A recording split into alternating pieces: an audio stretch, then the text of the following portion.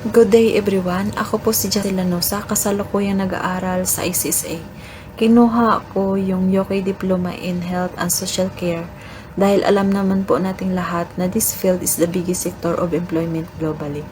Ito po yung unang dahilan kung bakit ko kinuha yung kursong Health and Social Care.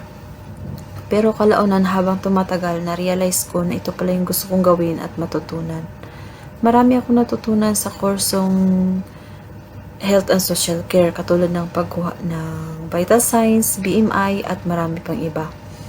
Kay Sir Mark Diacos, buong puso po akong nagpapasalamat for being kind and patience at sa effort na ginawa mong pagtuturo upang maintindihan namin ng maigi ang aming mga leksyon. Dahil po sa iyo, Sir, natuto kami at marami kaming natutunan. To all the staff of ICSA and administration, thank you for your immediate response and support at sa opportunity na binigay nyo sa amin na makapagtapos ng aming pag-aaral habang nagtatrabaho bilang isang OFW. Ang ICSA ay naging daan upang maabot ko ang gusto kong career sa buhay.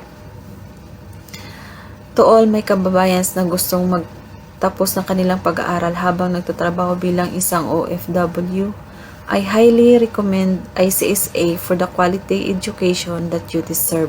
Maraming salamat po, ICSA.